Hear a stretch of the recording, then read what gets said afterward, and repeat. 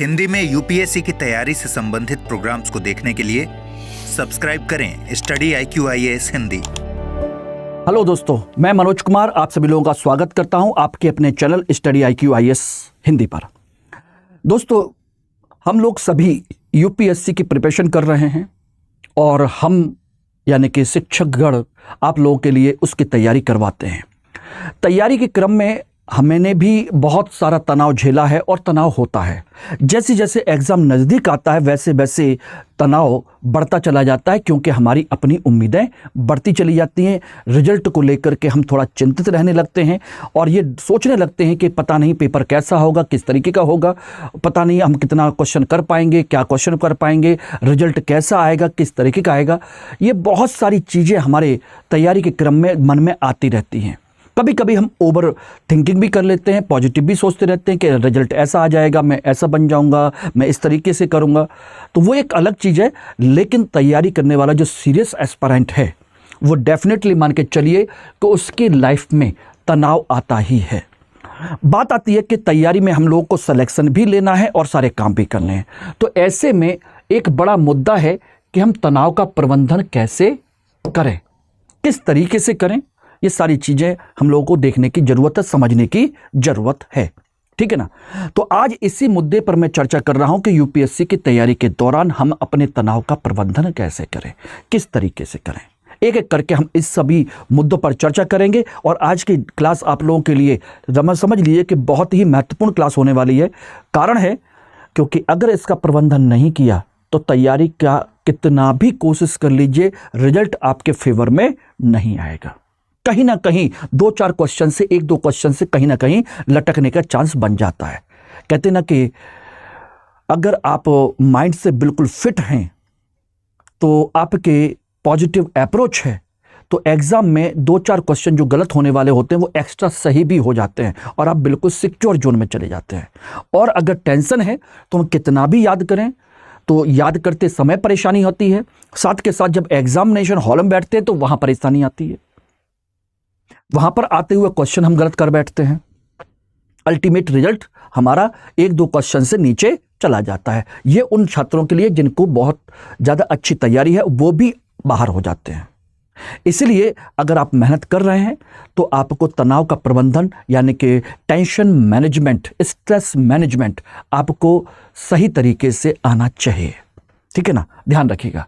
और उसको सबसे पहले मैं आप लोगों को बता देना चाहता हूं कि स्टडी IQIAS आप लोगों के लिए फाउंडेशन का मई इवनिंग बैच लॉन्च कर चुका है, जिसमें आप 15 मई तक इस बैच को ज्वाइन कर सकते हैं। और मेरे साथ मेरी गाइडेंस में रहना चाहते हैं तो डेफिनेटली आप इस कोड को यूज करके 31,999 रुपए में इस बैच को ज्वाइन कर सकते हैं। ये डिस्काउंटेड फॉर्म में आपको मिल जाएगा। इसमें आप लोगों की regular classes, pre, mains, foundation सारी क्लासेस हैं, बेसिक से लेकर के एडवांस तक। आपको सिलेक्शन किट भी अवेलेबल है इसमें, यानी बुक्स वगैरह भी है। साथ के साथ प्री और मेंस का रेजिडेंशियल प्रोग्राम भी है, टेस्ट सीरीज भी है, सेपरेट क्लासेस भी हैं। वीकली आपका टेस्ट भी होता है, मंथली टेस्ट होता है और मंथली टेस्ट में परफॉर्म करने वाले व्यक्ति को 11,000 रुपये का प्राइज भी है, ठीक है ना। प्री क्वालिफाई करने पर कंप्लीट फीस आपकी रिफंड है, जो कि आपकी ये रही वो सारी की सारी आपकी रिफंड हो जाएगी, ठीक है ना। तो ये सारी फैसिलिटीज़ हैं और सबसे बड़ी चीज़ है आपकी पर्सनल मेंटरशिप। और डुअल मेंटरशिप आपको इसमें प्रोवाइड कराई जाती है, एक फैकल्टी के माध्यम से और दूसरा आपको एक पर्सनल मेंटर भी दिया जाता है, जिससे आप बैठ करके किसी भी टॉपिक पर कहीं पर भी कोई भी डाउट है तो उससे डिस्कस कर सकते हैं, अपनी स्ट्रेटजी बना सकते हैं, स्ट्रेटजी को आगे कहाँ तक किस तरीके से लेके जा रहे हैं वो भी उसके साथ डिस्कस कर सकते हैं। वो सारी चीज़ें इंस्टीट्यूट की तरफ से आपको प्रोवाइड कराई जाती है। तो जल्दी कीजिए, इस बैच को ज्वाइन कीजिए और अपनी सीट को सिक्योर कीजिए, क्योंकि समय निकलेगा आप लोगों को प्रॉब्लम होगी, ठीक है ना। कोड याद रखिएगा MK लाइव, ठीक है। और ये मेरा कॉन्टैक्ट डिटेल है जिसके थ्रू आप मुझसे कॉन्टैक्ट कर सकते हैं, टेलीग्राम या व्हाट्सएप कर सकते हैं और या फिर मुझे मेल कर सकते हैं। और ये टेलीग्राम का बार कोड है जिसके थ्रू आप मेरे ग्रुप को ज्वाइन कर सकते हैं, जिसमें आपको सभी इंपॉर्टेंट मटेरियल, सभी इंपॉर्टेंट चीजें आपको मिलती रहेंगी, ठीक है ना, ध्यान रखिएगा। बात करते हैं तनाव प्रबंधन यानी कि स्ट्रेस मैनेजमेंट। स्ट्रेस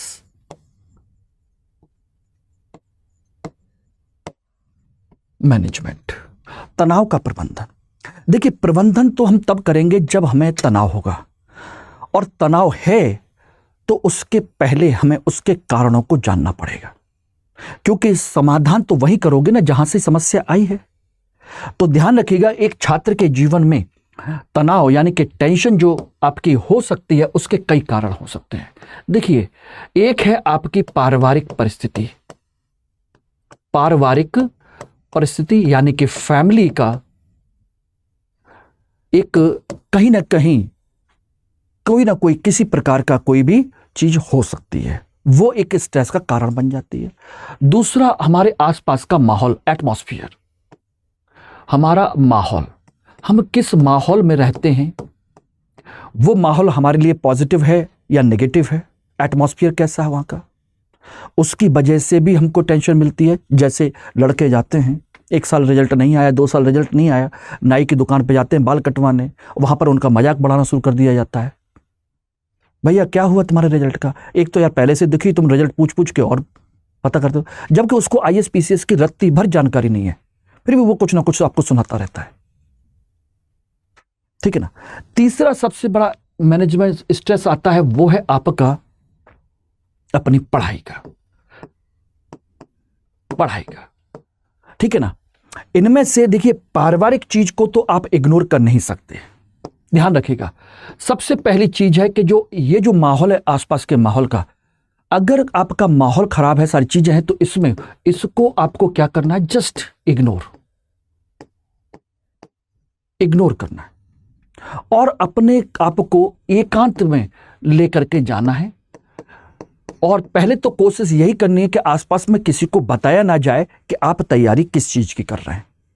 कोशिश तो यही करनी है, ना रिश्तेदारों को, ना आस पड़ोस के लोगों को, किसी को नहीं। चुपचाप बैठ करके इंटरनली अपनी तैयारी करिए, किसी को बोलिए मत। हालांकि ये बहुत मुश्किल होता है हिंदी मीडियम के स्टूडेंट्स के लिए, क्योंकि वो सराउंडिंग में जितना ज़्यादा अपना आसपास बताते हैं, उतना भोकाल बनाने की कोशिश करते हैं। ये एक थोड़ा सा ह्यूमन नेचर है, खासकर हिंदी बेल्ट का, यूपी बिहार के लोगों की, क्योंकि मैं भी वहीं के आया हूं, तो कहीं ना कहीं उस चीज़ को मैंने फेस किया है। बेहतर है कि किसी को बताया ना जाए, लेकिन इसको ना बताना और चुपचाप तैयारी करना, यह बहुत बड़ी तपस्या है। अगर आपने 2 ढाई साल 3 साल बैठ करके ढंग से इस पर वर्क कर लिया, 1 से 1.5 साल बैठ करके आपने तैयारी की, और 1 साल का तो एग्जाम का प्रोसेस होता ही है, शांत बने रहे तो डेफिनेटली ऐसा बम फूटेगा कि आसपास वाले भी देखते ही रह जाएंगे कि हुआ तो हुआ क्या ये। और धमाका करने में ही हम सब लोगों को विश्वास करना चाहिए। उसमें जो मजा है ना, वो पहले से बता के करने में नहीं है। इसलिए पहले तो छुपाइए, इग्नोर कीजिए, अगर पता भी चल गया है एकांत में रहने की कोशिश कीजिए, और ज्यादा से ज्यादा अपनी पढ़ाई तक अपने आप को सीमित करिए। दूसरा, पारिवारिक जो चीजें होती हैं, इसको आप आसानी से इग्नोर नहीं कर सकते, क्योंकि परिवार से हम सब जुड़े हुए हैं, लेकिन फिर भी हमें परिवार को प्रबंधन करना हमको आना चाहिए।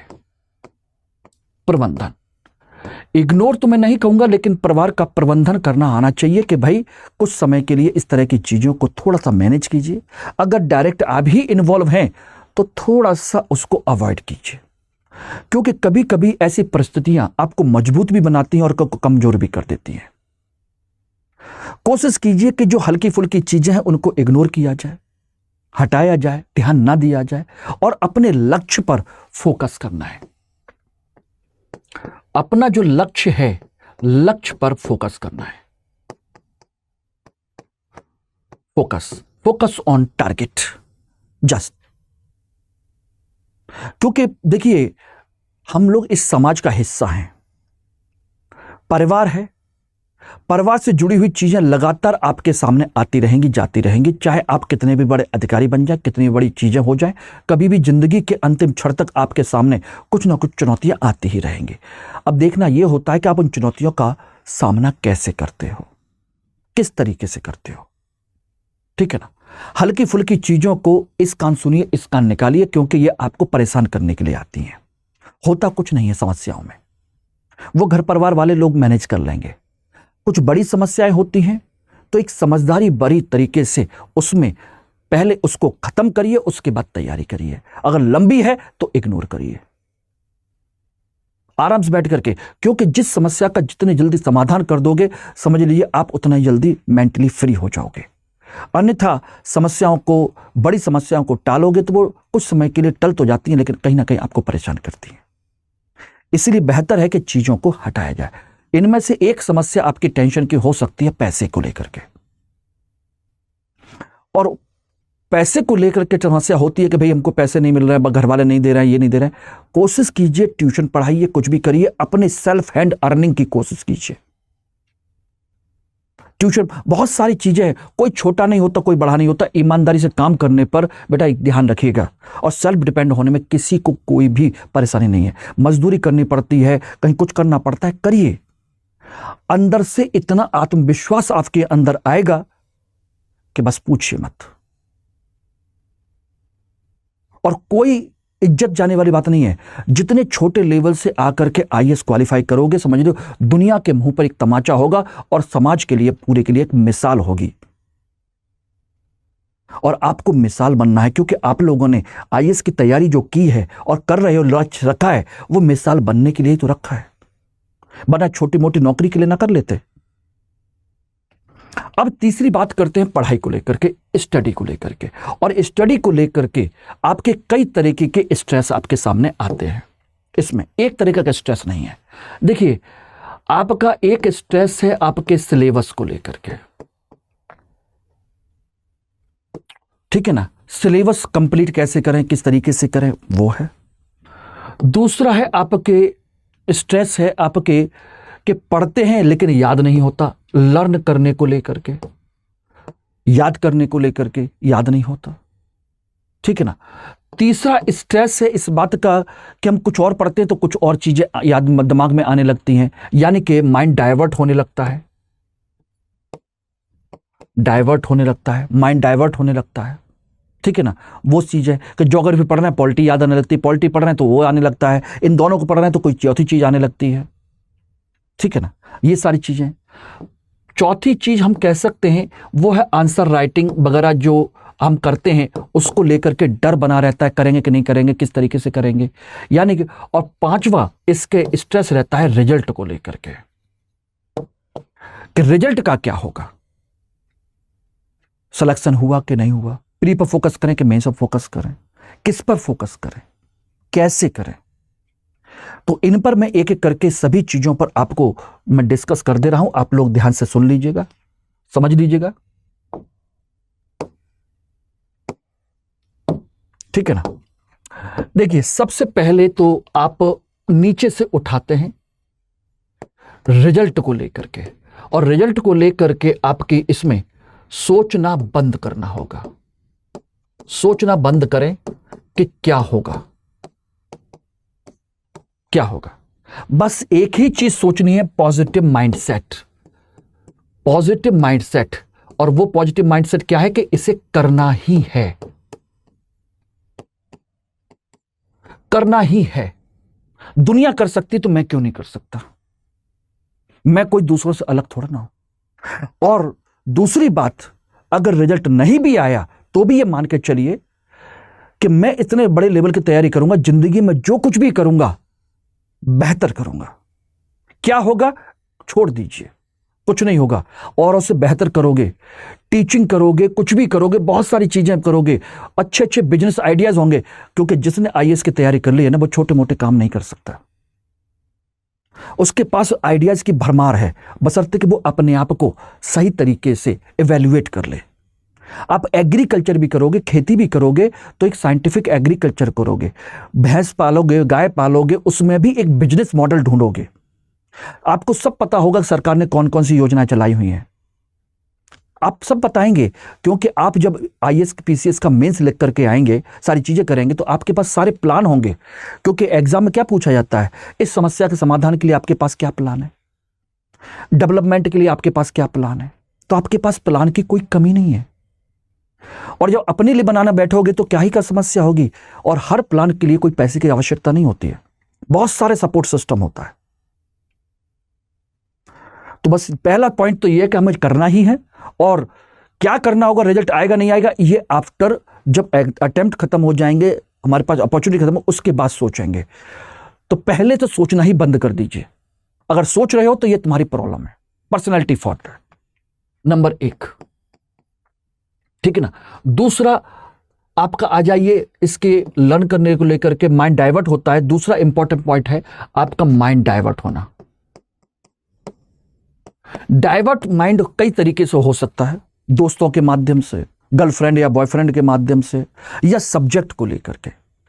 तो देखिए, दोस्तों को लेकर के या गर्लफ्रेंड को लेकर के माइंड डाइवर्ट होता है, कुछ भी चीज होती है, तो ये आपका अपना डिसीजन है।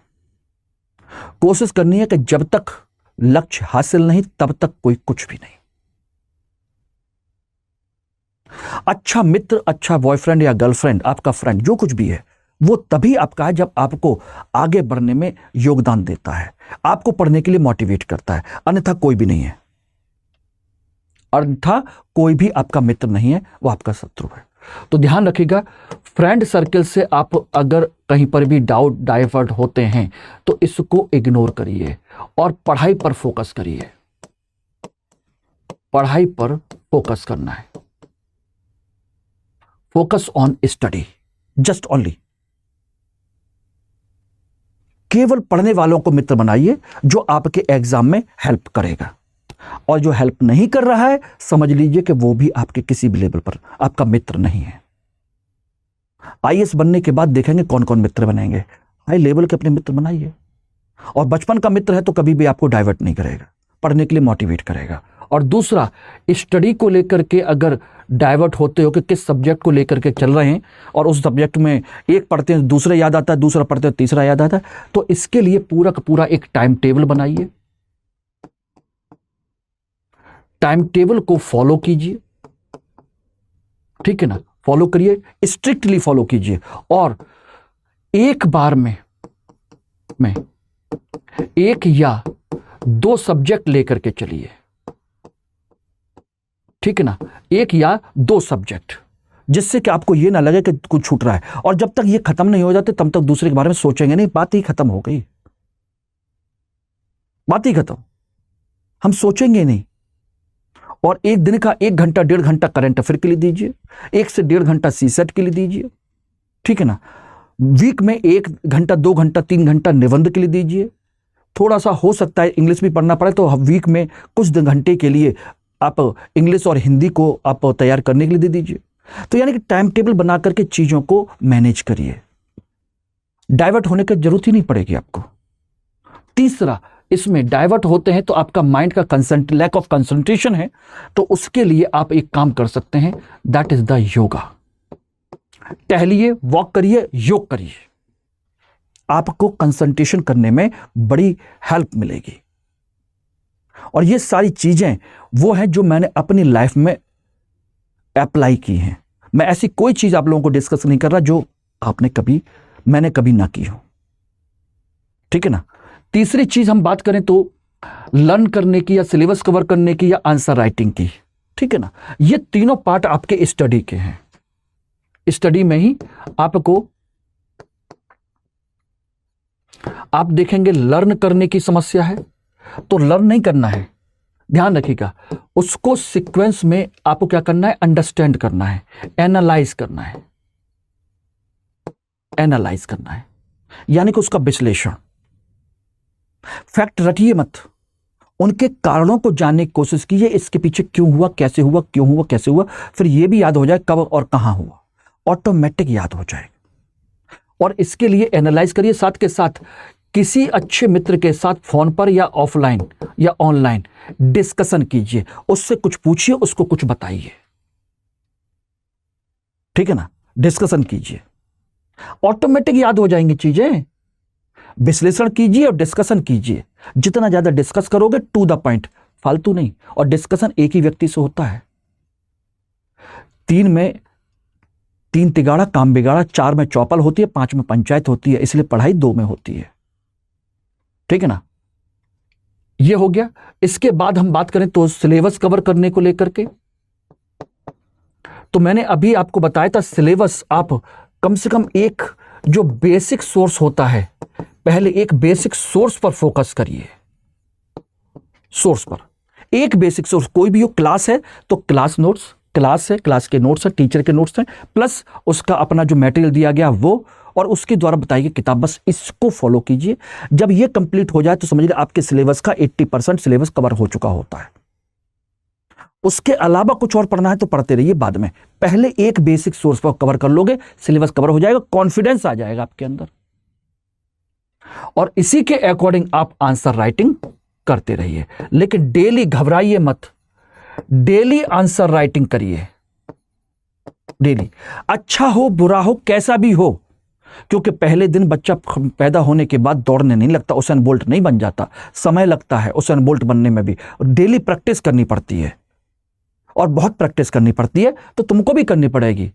और प्रैक्टिस हमेशा जीरो शुरू होती है, टॉप लेवल तक जाती है, कोई पैदाइशी टॉपर नहीं बनता, आप भी नहीं है, वो भी नहीं है, कोई भी नहीं है। तो इन सब चीजों से बिल्कुल घबराइए नहीं, आराम से सुबह उठिए, फ्रेश माइंड से पानी पीजिए, फ्रेश होने जाइए, थोड़ा सा वॉक करिए, और आकर के बैठे पहले 2 घंटे की पढ़ाई करिए। और उसके लिए पहले से जो आपने तैयार कर रखा है, रात को ही तय करके सोइए कि मुझे सुबह उठकर क्या पढ़ना है, क्या याद करना है, क्या लिखना है, उस तरीके से। और डेफिनेटली मैं बता रहा हूं कि आपको कभी कोई प्रॉब्लम नहीं आएगी। इसी पैटर्न को मैंने फॉलो किया, इसी पैटर्न के थ्रू मैंने फर्स्ट अटेम्प्ट में यूपीएससी का प्री क्वालिफाई किया, मेंस लिखा, बाकी टाइम मैंने तीनों इंटरव्यू दिए, यूपीपीएससी में सिलेक्शन लिया, जॉब ज्वाइन नहीं किया, नहीं पसंद आया, आपको पढ़ाने चला आया। अब मैं वही चीजें आप लोगों को बताने की कोशिश कर रहा हूं कि आप लोग कर सकते हैं, और डेफिनेटली कर सकते हैं, ठीक है ना। और अगर मेरे साथ आप ज्वाइन करना चाहते हैं तो अभी आप 14 मई तक इस बैच को, इतिहास वैकल्पिक विषय को 300 प्लस नंबर या 60% प्लस नंबर के लिए ज्वाइन करना है, तो डेफिनेटली इतिहास को मेरे साथ ज्वाइन करिए। मैं एश्योर करता हूं कि इतने नंबर आपके आसानी से आएंगे, बहुत सिंपल तरीके से आएंगे इतिहास में, ठीक है ना। और कोड एम के लाइव लगाएंगे तो आपका बैच 14,999 रुपये मिल जाएगा। अप्रैल बैच है, 2026 के लिए टारगेटेड है, इसलिए ध्यान रखिएगा। Okay everyone, thank you very much. बाकी कोई भी डाउट हो तो मुझे यहां पर करेक्ट कर लीजिएगा, लेकिन कोड एम के लाइव लगाना मत भूलना। हिंदी में यूपीएससी की तैयारी से संबंधित प्रोग्राम्स को देखने के लिए सब्सक्राइब करें स्टडी IQ IAS हिंदी।